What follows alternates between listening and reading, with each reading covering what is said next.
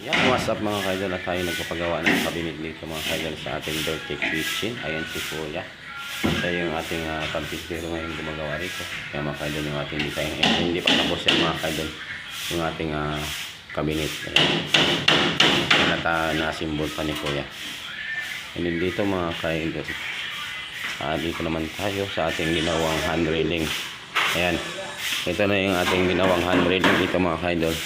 Wala sa ground floor, takot tayo sa taas.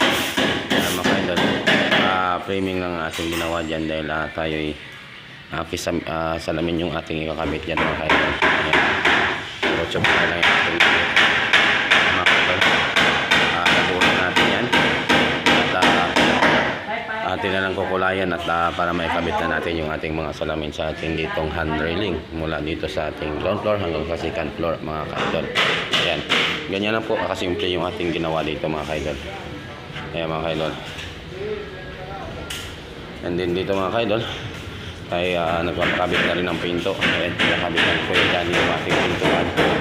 Kaya dyan kaya nagkakabit ng ating mga pinto dito.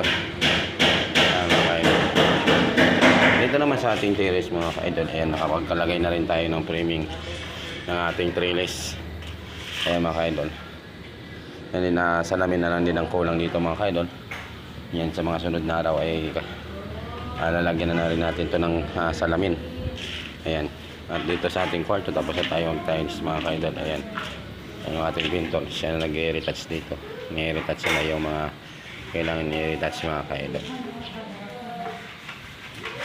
O diba? Yan mga kaidol. Hanggang dito na muna yung ating video. At please like and share and comment alam mga kaidol sa ating ina-upload ng video. Ayan.